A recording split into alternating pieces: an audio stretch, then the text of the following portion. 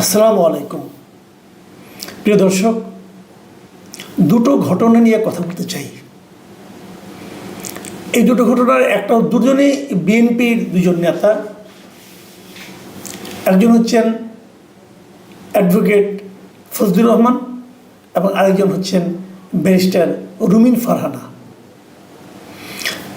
এই দুটো ঘটনার সঙ্গে হয়তো আপাত দৃষ্টিতে কোনো মিল নেই, কিন্তু আমি আবার মিল খুঁজে পাই। অ্যাডভোকেট ফজলুর রহমান বিএনপির চেয়ারপারসনের উপদেষ্টা, আর ব্যারিস্টার রুমিন ফারহানা বিএনপির সহ আন্তর্জাতিক বিষয়ক সম্পাদক। দুজনের ক্ষেত্রে ঘটেছেটা কি? অ্যাডভোকেট ফজলুর রহমানের বাসার সামনে গত রাতের মধ্যরাত থেকে একটা মব দেখা যাচ্ছে। মবে কিন্তু অত লোক নেই, এই 7-8 জন, 9 জন, 10 জন, এর চেয়ে বেশি হবে না। তারা সেখানে তার বাসার সামনে যেয়ে অবস্থান নিয়েছে।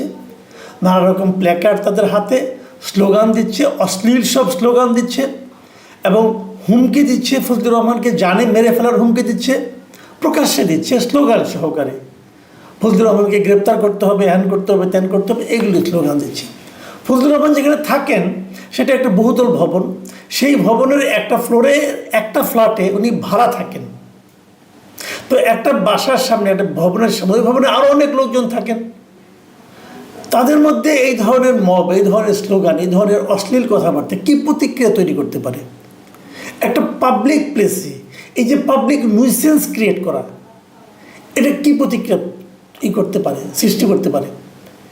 একটা সভ্য রাষ্ট্রে এ ধরনের ঘটনা কি ঘটতে পারে? হ্যাঁ, তাদের অভিযোগটা কি? তাদের অভিযোগ হলো যে ফজলুর রহমান জুলাই আন্দোলন নিয়ে এমন কিছু কথা বলেছেন, বিতর্কিত কথা বলেছেন, যেগুলো নাকি জুলাই আন্দোলনের জন্য অবমাননাকর। যদি হয়ে থাকে, আমি ধরে নিচ্ছি অভিযোগ সত্য কিনা আমার সন্দেহ আছে, তবে আমি ধরে নিচ্ছি সত্য, তর্কের খাতিরে।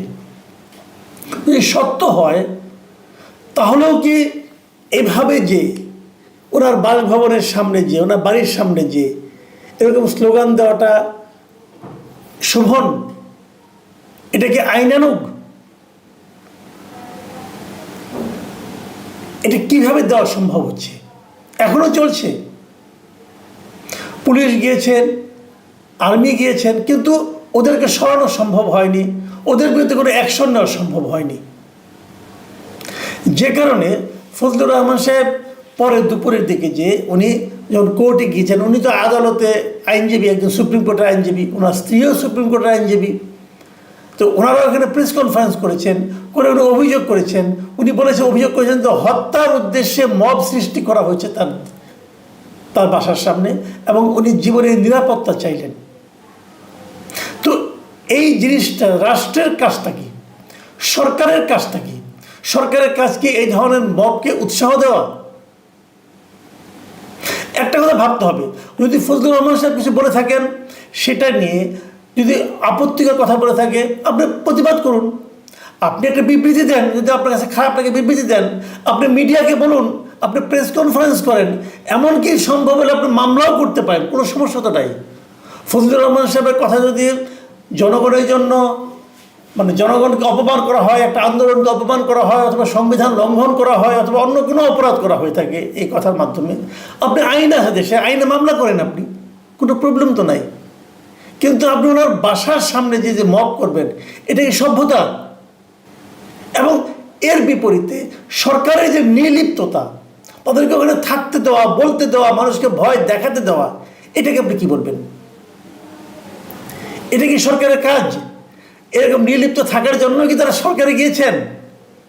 আমরা বলি, আমি এখন দায়িত্ব নিয়ে বলতে চাচ্ছি, আমাদের এখানে যতগুলি মব হয়েছে, কোনো মবকে দমন করার জন্য অথবা মবকারীদের বিরুদ্ধে শাস্তি ব্যবস্থা নেওয়ার জন্য সরকারের কাছ থেকে আমার কাছে মনে হয় 2-1টা ক্ষেত্র বাদ দেওয়া যেতে পারে। বাদ বাকি সকল ক্ষেত্রে সরকার কোনো ব্যবস্থা নেওয়া তো দূরের কথা, বরং কেন যেন মনে হয় তারা প্রশ্রয় দিয়েছে। তো এই প্রশ্রয়টা কেন? ফজলুর রহমান সাহেব কতগুলি কথা বলেছেন।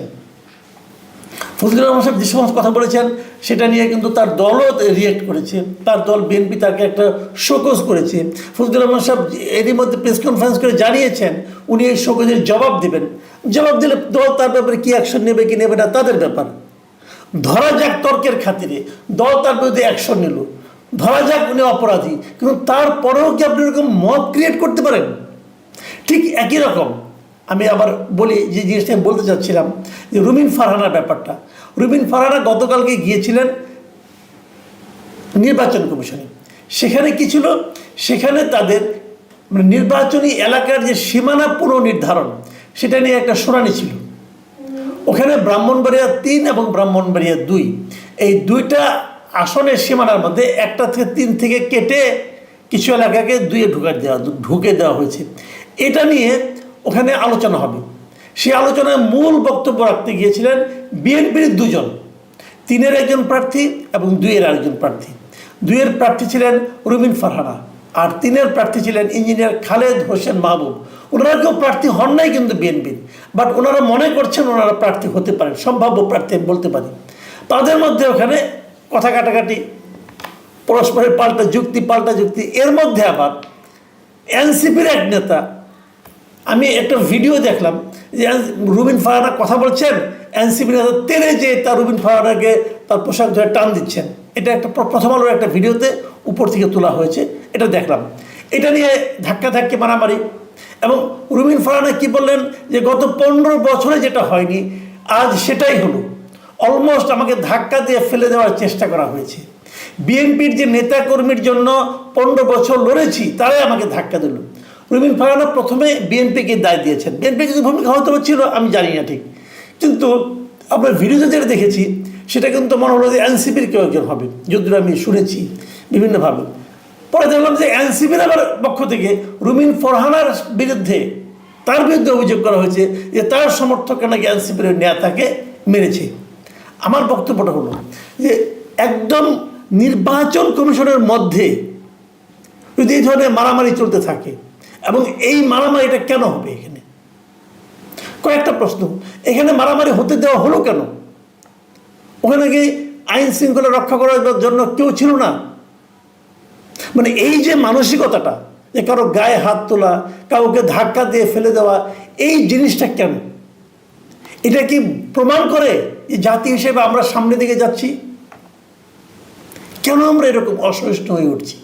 কেন আমরা কিছু হলে কাউকে বাসার সামনে যে মপ করছি, কারো একটা ছবি বানিয়ে তার 2 গালে জুতা মারছি? কেন আমরা কাউকে ধাক্কা দিয়ে ফেলে দিচ্ছি? কেন আমরা তার কাপড় ধরে টানাটানি করছি? কেন? এগুলি কি কোনো আইনানুগ পদ্ধতি হতে পারে? তো এগুলো আনফর্চুনেট, এগুলি ভয়ঙ্কর। এগুলো হতে দিতে থাকলে একসময় যেটা আপনার গায়েও আসবে না এটাও কিন্তু আপনি বলতে পারেন না। আপনারা সিস্টেম মতো আসেন, আপত্তি থাকলে আপত্তির সমাধান করেন। আর বিএনপিকেও আমি বলি, বিএনপির ব্যাপারে আমার একটা আপত্তি আছে, বিএনপির ব্যাপারে একটু সমালোচনা আমি করতে চাই। এই যে আপনাদের দলের 2 জন লোক ওখানে যে শুনানি করলো, তো আপনারা তো পারতেন যে এই খালেদ সাহেবকে এবং রুমিন ফারহানাকে নিজেরা ডেকে আপনাদের অফিসে বসে আপনাদের একটা সিদ্ধান্ত জানাতে পারতেন। তাহলে তো এটা এখানেই শেষ হয়ে যেত, এবং সেই সিদ্ধান্ত অনুযায়ী ওখানে তারা ইলেকশন কমিশনে যেত।